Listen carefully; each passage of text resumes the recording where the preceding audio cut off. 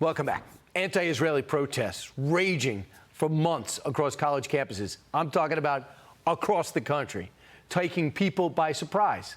Many people by surprise, including me. The campus chaos leading to thousands of arrests, many suspensions, and many Ivy League schools like Columbia even canceling traditional graduation ceremonies, essentially caving to the pro-Hamas, pro-Palestinian mobs. But my next guest says none of this should be a surprise. Thanks to his original supporting, you're about to find out why. He is calling out Columbia University specifically for cultivating the precise conditions that allowed hate to flourish. And nothing's changed. Chris Rufo writing in part this: the university built massive departments to advance post-colonials, spend hundreds of millions of dollars on diversity, equity, and inclusion, I know, and glorify new left-style student activism as the telos of university life. Joining us right now is Manhattan Institute senior fellow and City Journal contributing editor Chris Rufo. Chris, so you went in and found out what the staff, the faculty at Columbia has been teaching its students. What did you learn? That's right. Columbia has been really the leading university in the United States pushing what's called post-colonial theory. It's also known as decolonization theory.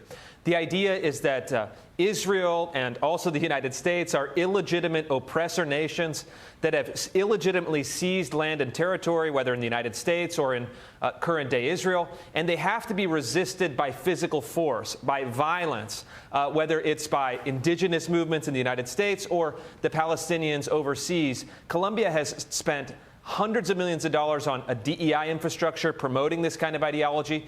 They've hired dozens of radical left-wing decolonial scholars, and they're pushing this ideology for decades. And so it was only a matter of time before it would flare up like we've seen in recent months. Yeah, you said the DEI program, you found out $185 million into it. Do you believe that? So when did this start? This started actually in the early 2000s. That's when they really established these first DEI programs. They're spending, tens of millions of dollars a year now on these programs. And look, they don't advance scholarship. They don't advance knowledge. They aren't about effective teaching in the classroom. They're about making the entire administration, the entire university really, a home for left-wing political activism. And if that's not bad enough, taxpayers are subsidizing this kind of ideology with billions of dollars across all of the Ivy League institutions. And so when you're seeing these campus protests, when you're seeing these radical anti-Israel rhetoric, taxpayers should know that you are in part footing the bill. It's unbelievable because we also have to find out who's donating to these schools outside our country. The UAE, Saudi Arabia. Where's this donor list? You found both of them have donated substantially, and that seems to be their philosophy in their own countries. Among the people upset on the left is Senator John Fetterman. He was given an honorary degree from Yeshiva, and you see what he does. He takes off his Harvard hood. Watch. And for me personally, I do not fundamentally believe that it's right for me to wear this today.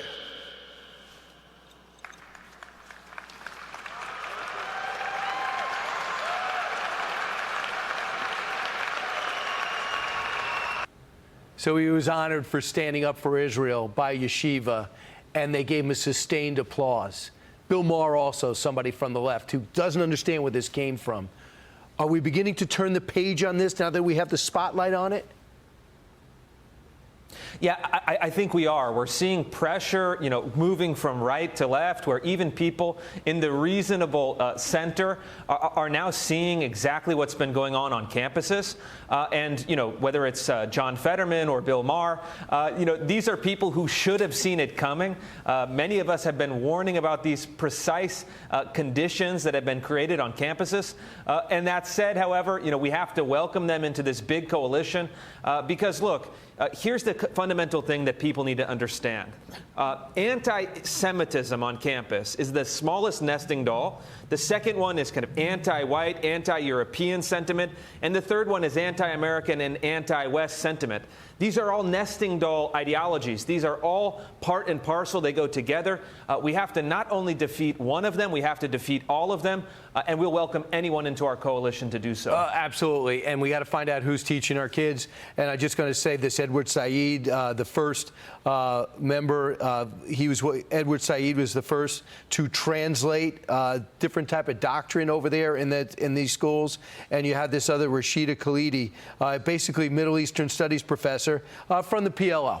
So fantastic. That's who's teaching the kids for $70,000. More good news. DEI. More and more companies and colleges walking away from it. The latest MIT, Fortune 100 companies, they're beginning to say this is unsustainable. We're out, correct?